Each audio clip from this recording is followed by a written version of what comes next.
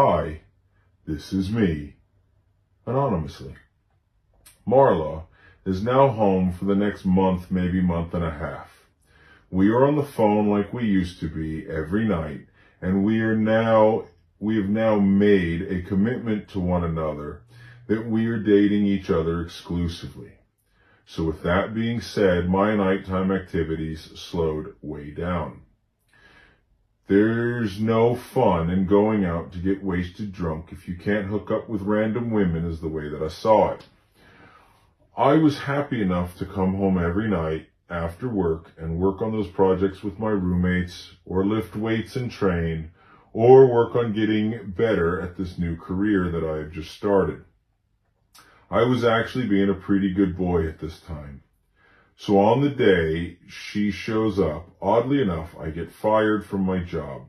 I got fired over some missing paperwork. Oddly enough, when I went in to clean my things out, the missing paperwork had gotten pushed to the back of the filing cabinet and fallen into the drawer below.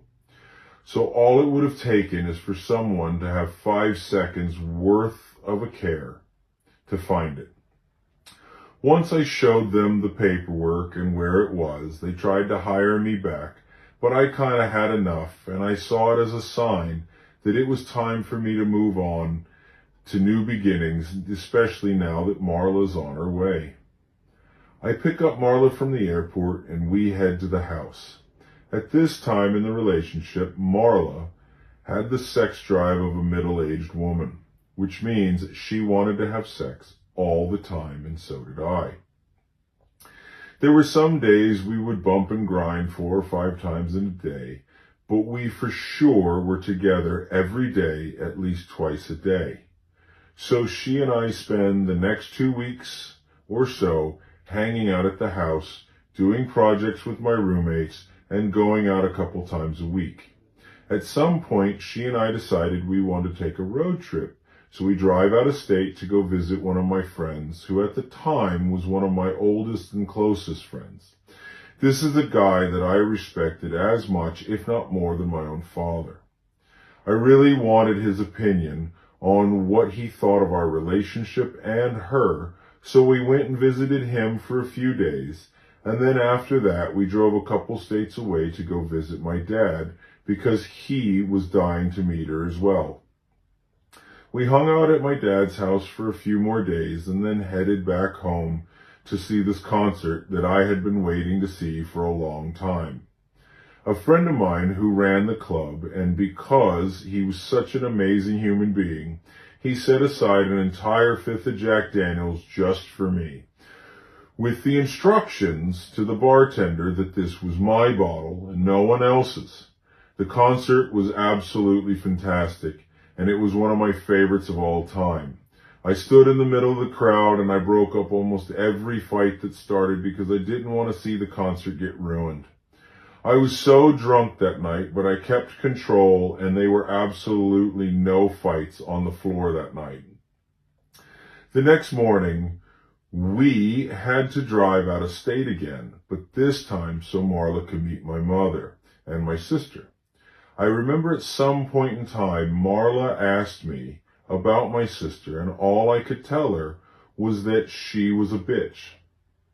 Sometimes I mean that in a very insulting way, because she is one of the biggest bitches you'll ever meet, even bigger than Cartman's mom. At the same time, she was married to one of the most amazing people I'd ever met, and he made her 90% less of a bitch, so I was happy enough to introduce her to Marla. I haven't seen my mother or my sister in a couple years now. I knew the things I was doing she would not approve of, and rather than get lectured or disappoint her, I felt like if I avoided her, I would be less of a disappointment and avoid seeing her. So we pull up to the house, and I introduce Marla to my mom. At first, my mom loved her and thought she was the sweetest, most amazing person ever. Plus, she really made me a better person. I was definitely more loving. I was also way more patient and, in general, a nicer, happier person.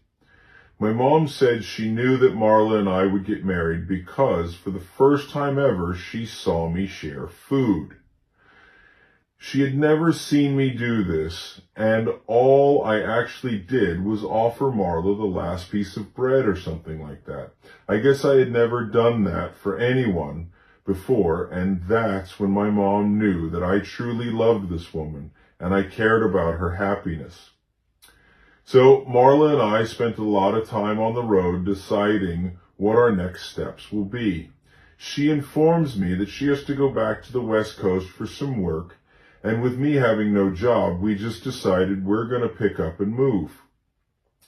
So we pack my truck, and without any forethought, we drive across the country. So like I said earlier, new beginnings. The drive was pretty mundane up until Arizona, where my transmission died. For whatever reason, it wouldn't shift into third gear, and we were in the middle of nowhere. So we drive around 80 miles in the middle of the night in second gear and neutral until we finally get to a rest stop. The next day, we get towed to this place where they put a new transmission in, which for some ungodly reason took the entire day. Either way, we had a new transmission, and we were on our way for the final leg of our trip, which only took a couple hours. We pull into our next home for the next few months.